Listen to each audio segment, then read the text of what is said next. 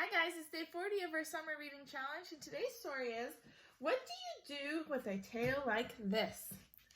By Steve Jenkins and Robin Page. Animals use their noses, ears, tails, eyes, mouths, and feet in very different ways. See if you can guess which animal each part belongs to and how it is used.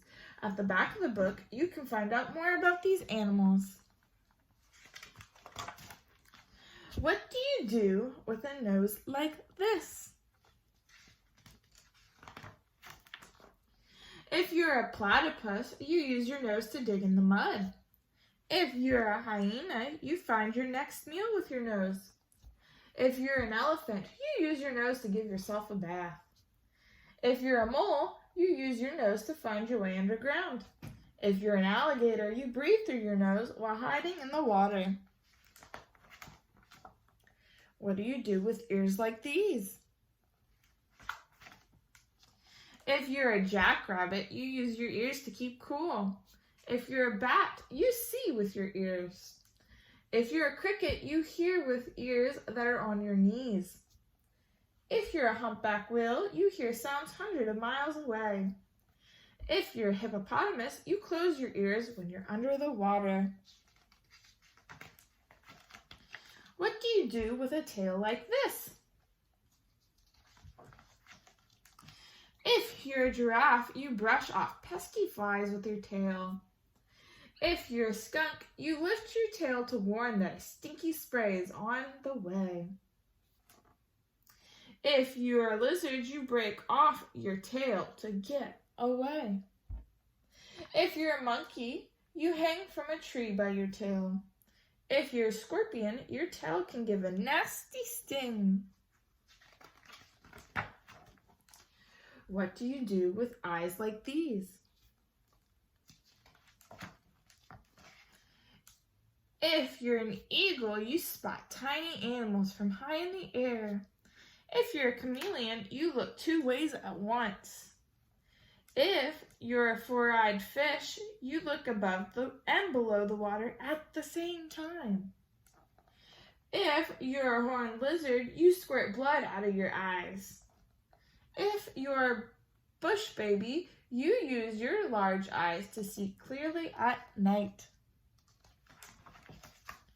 What do you do with feet like these? If you're a chimpanzee, you feed yourself with your feet. If you're a blue-footed buoy, you do a dance. If you're a water strider, you walk on water. If you're a gecko, you use your sticky feet to walk on the ceiling. If you're a mountain goat, you leap from ledge to ledge. What do you do with a mouth like this? If you're a pelican, you use your mouth as a net to scoop up fish. If you're an egg-eating snake, you use your mouth to swallow eggs larger than your head. If you're a mosquito, you use your mouth to suck blood. If you're an anteater, you capture termites with your long tongue. If you're an archerfish, you catch insects by shooting them down with a stream of water.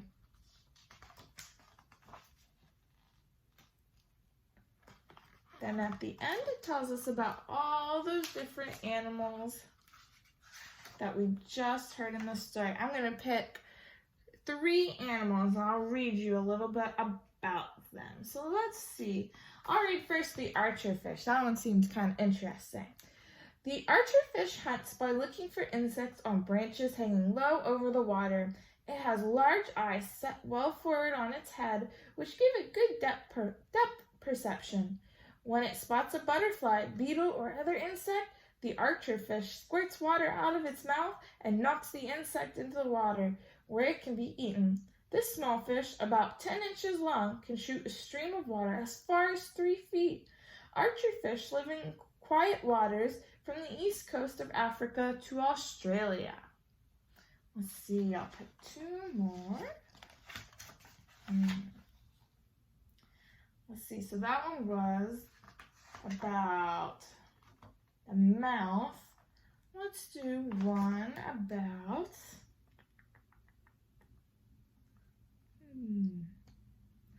going to do the hippopotamus.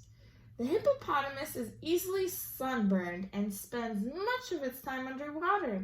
These large animals, 9 feet long and easily weighing 3,000 pounds, live in Africa and graze at night on the grass and other plants around the lakes and rivers where they spend most of their time. Hippos close their ears and noses when they go underwater, where they can stay as long as 30 minutes at a time. They can hold their breath for a very long time. All right, one more. I'm going to read about the star-nosed mole. Had a funny looking nose. The star-nosed mole has 22 fleshy fingers on the end of its nose. This mole spends its whole life underground, where eyes are useless, so it uses its nose to find its way through a maze of tunnels. The mole eats worms, snails, and insects that it locates with the help of its sensitive nose. Using both smell and touch, the star-nosed mole goes to 7 inches in length. All right, I hope you guys enjoyed this book. If you want to learn more about some of those animals, the title was What Do You Do with a Tail Like This? By Stephen Jenkins and Robin Page. All right, keep reading, you guys. See you guys tomorrow.